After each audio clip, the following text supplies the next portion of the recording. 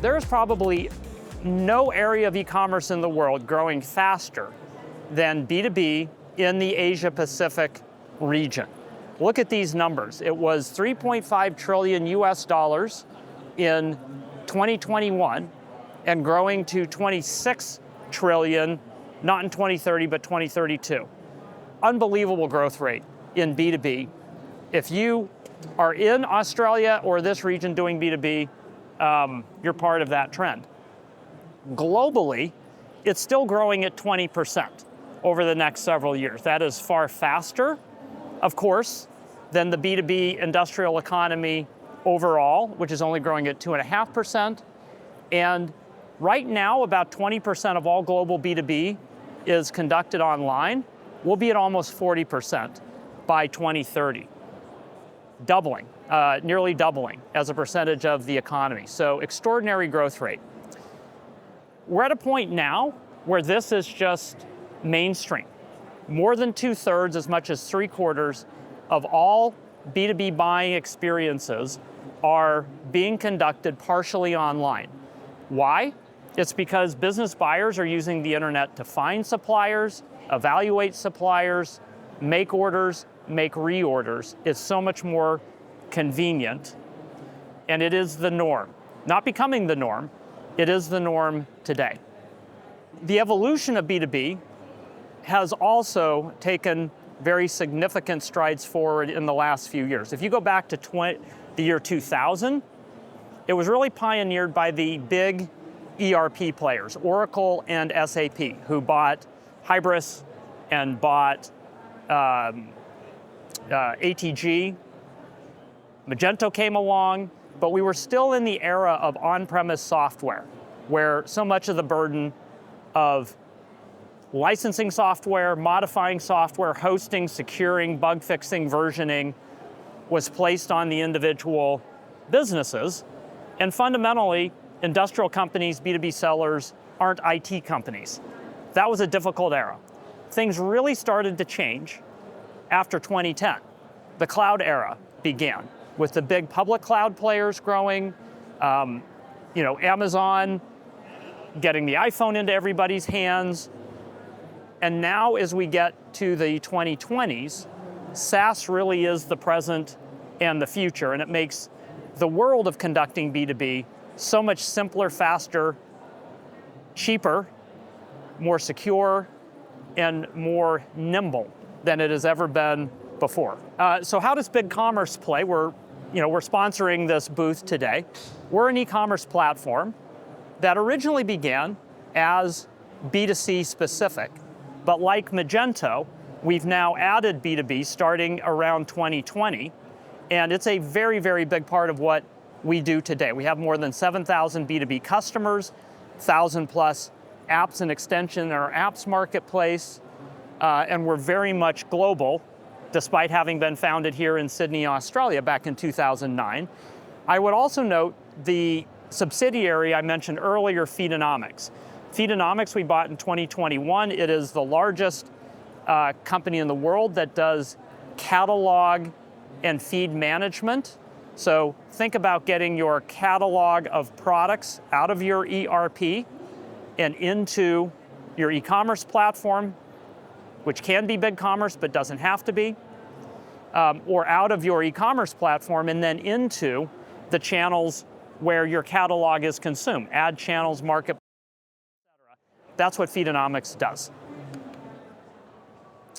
You can see here at BigCommerce that we're true B2B, not just the version of B2B that is a consumer brand selling wholesale to small boutiques.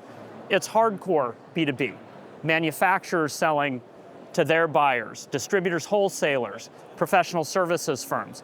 We have incredible examples across all of these various categories, including very large global brand names who are conducting their B2B on BigCommerce. So almost regardless of what category or type of B2B selling your business might be doing, we have relevant case examples that you can learn from.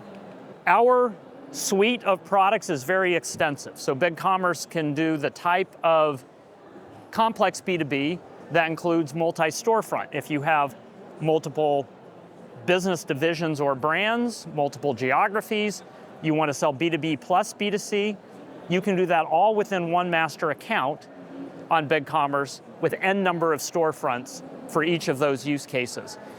We have what we consider to be, and many third parties, the very best buyer experience in the world of B2B. Our buyer portal has been built from scratch in the last couple of years. It's an extraordinary user experience, and that user experience is now open source. So any business who wants to enhance, modify, customize for their particular business needs, you can do that by downloading the buyer portal, modifying it, re-uploading it. It's so flexible. And we come with all of those various advanced B2B capabilities built into BigCommerce.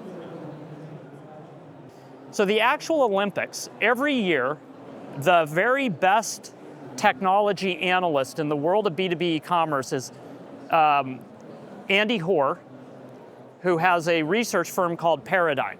So Paradigm's kind of like Forrester and Gartner and IDC, but all they do is B2B platform evaluations.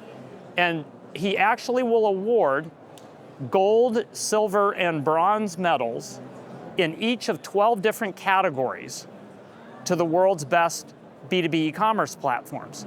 He has one evaluation for mid-market platforms and one for enterprise.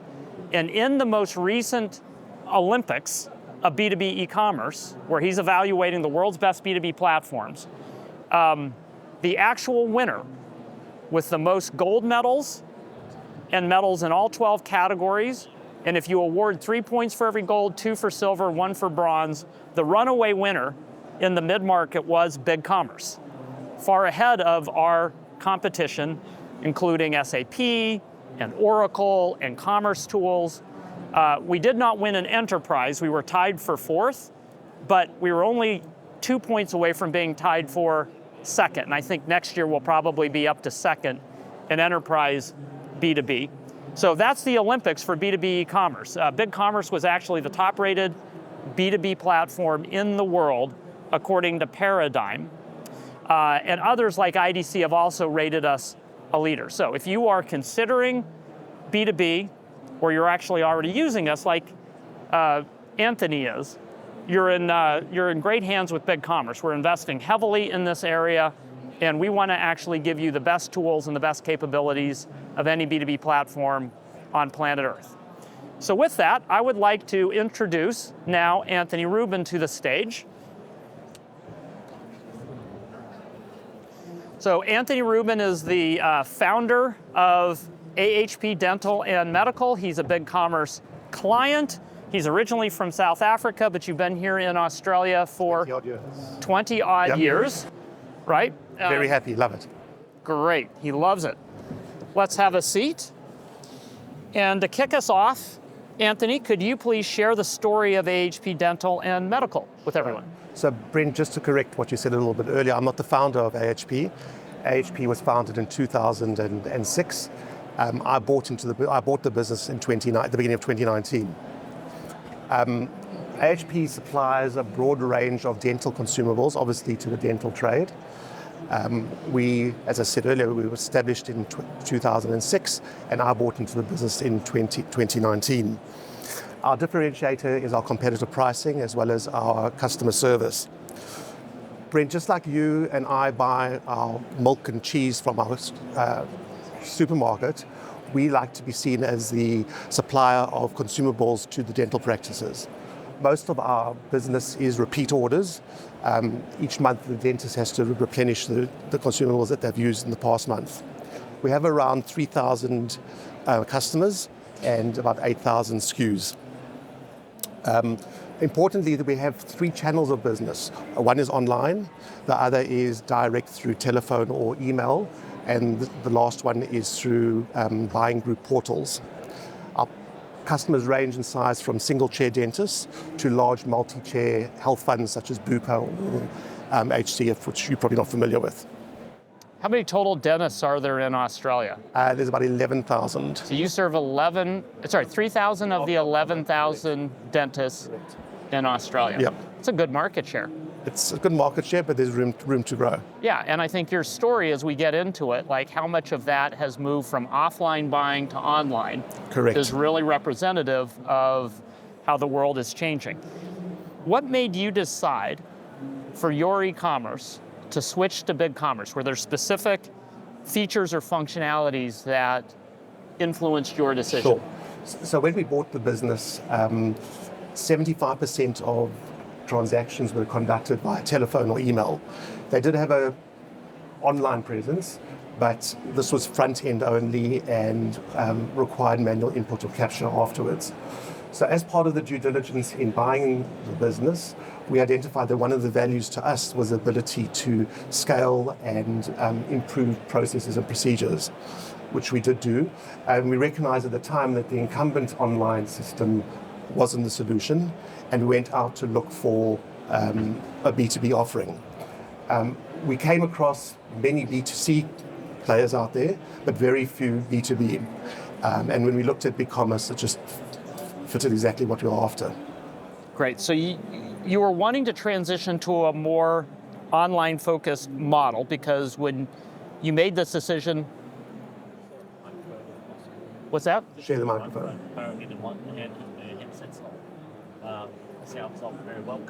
Okay, we will do that. And you were at 25% online and you wanted to go a higher percent online. What were the hurdles or challenges that BigCommerce helped you to overcome? Sure, I hope you can hear me now. I think the main hurdle was probably of our own making, and that is we totally underestimated the resources that we required to implement the system. Just to put it into perspective, as I said earlier, we have 3,000 customers, 8,000 SKUs, and we only have 3 members of staff. So if we had to go about it again, I think one of the things we would do is probably bring on board a contract project manager of sorts to help us to ensure that we deliver what's required as and when needed, which was painful. Yeah. Now, key part, like a lot of B2B businesses, your source of truth, your source of operations is your ERP, which is MYOB, correct? Correct. And being able to work with that was really essential to getting B2B successful for you.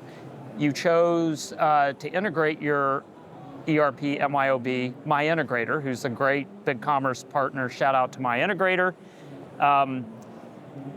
To get your e-commerce to work with the ERP. What were the specific challenges you faced with ERP integration, and how did My Integrator help you to overcome those? So unlike most other online retailers, not all of our transactions sit in BigCommerce. However, all of our transactions do flow through our ERP. So it was crucial to ensure that we had a seamless integration between BigCommerce and MyHub. Yes, big shout out to My Integrator and Scott in particular. They came in, they analyzed the business, they identified processes, procedures, and they helped us deliver what is now very seamless and a very crucial part of the success of our operations is this integration. Is it pronounced MYOB here in region? So it's pronounced MYOB in our own region, although it's interesting because the other day I asked Siri to call MYOB and they announced it, mind your own business. But it is called MyHub, and the particular version that we're on is MyHub account right.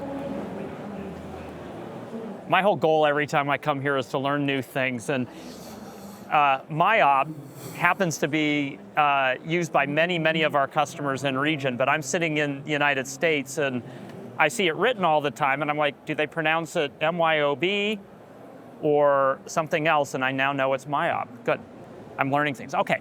So ultimately, success in B2B e-commerce is going to be measured either by top-line revenue growth or bottom-line efficiency and profitability growth. Ideally, it's going to be a whole bunch of both of those two things. You know, Anthony, can you quantify what type of impact you've seen from your changes in e-commerce, top-line, bottom-line?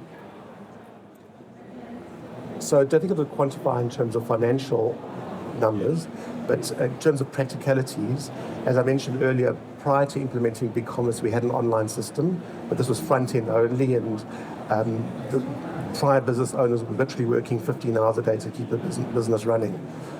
It's now fully automated.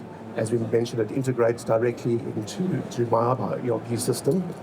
Prior to implementing BigCommerce, we didn't have any accurate reflection of our inventory levels online. That now integrates properly, which means that we're better able to plan our inventory, and it's more efficient from that perspective.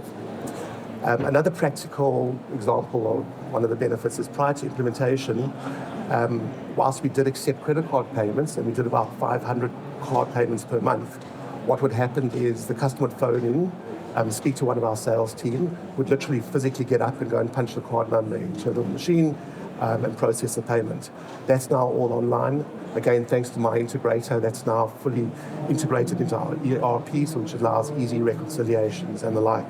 Another interesting factor is prior to implementing, again, the previous owners used to produce a 72-page physical catalogue each quarter, coloured, 5,000 catalogues, which were mailed out to clients. This cost around $15,000 per quarter. We stopped producing this catalogue when we went online with BigCommerce, and whilst we still produce a PDF catalogue, we haven't mailed out one in the last 2 years. Finally, an unexpected benefit to us was once we went live with BigCommerce, we found we had a whole new world of customers. So whilst we previously targeted the dental industry, we now find ourselves supplying vets, podiatrists, physiotherapists, pharmacies, and even hospitals, which has been great. So overall, the business, since integrating, the business has grown substantially. We've had a reduction in headcount because of the efficiencies, and it's been tremendous success. I love it. And as I think Troy started off by saying, when you began this, you were at 25% of your orders online. You're now at 75%. Correct.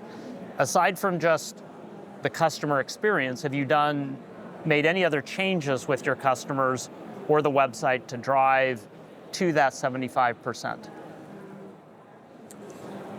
So we did surprisingly little, actually. When we launched the BigCommerce website, we sent out an email to all customers, obviously those that weren't online as well, advertising the fact that we had this new website and all the functionality that it had to offer. What we did do, and what was quite successful, is that we provided online-only specials in an effort to try and draw customers to the new website. For 6 months, every single invoice that we sent out made reference to the new website and all its functionality. And finally, we obviously made use of the usual the SEOs and Google Ads, which seems to have worked as well. So going from 25 to 75% isn't just a change for your organization and how you operate. It's a change for your dental customers. Their customer experience has changed an awful lot. What are they telling you about that change in experience? What they like, anything they don't like? What's different for them? So the general feedback is our customers really love the new website. They've embraced it, and in particular, they like the functionality around being able to see and repeat orders. They can see their previous invoices, they can pay online. There's the whole workflow management, different levels of approval. You can have multi-users accessing one account or one user accessing multi-accounts. The feedback has really been very, very positive and well beyond what we'd expected. Cool. All right. So you've gone from 25 to 75%. I guess you can go to 100%, but that's probably, as we look to the future, not the most exciting opportunity for growth. You've already hinted at some changes where you've expanded into other categories like veterinary and medical.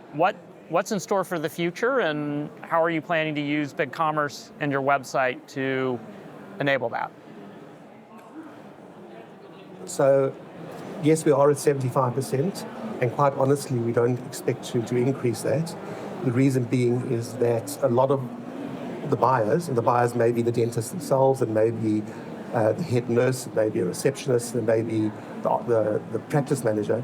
They like the interpersonal contact and they have questions to ask, and maybe over time that'll reduce, but for the time being, we don't see the 25% shrinking. However, as we mentioned earlier, we have around 3,000 dentists out of a total of 11,000. So there is opportunity for us to grow and expand. And we're really confident that having chosen BigCommerce, it's the right partner to help us get to where we want to be. Great. Okay, my last question, and then we may have a few minutes for audience questions, so think ahead until we run out of time. My last question is, Anthony, for anybody in the audience who is either thinking about entering the world of B2B e-commerce or has an existing platform and is thinking about investing to enhance or change it, what advice or wisdom might you share with the audience for their consideration? Sure, I think a couple of points. Firstly, understand your own business. Secondly, understand what your customer wants, critical. Thirdly, and this is where we fell short, ensure that you have the correct resources on board, not only for the implementation, but also to manage the change. A project like this can't be treated as BAU. You've got to have the right people.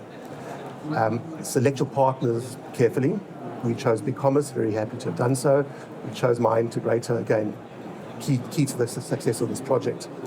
And finally, go for it. It's been well worth it for us. Wonderful. All right, thank you. All right, we're going to finish there. And thank you, Anthony Rubin, for joining us on stage. Appreciate it. Thank you, Brent. Thank you, Anthony. Thank you.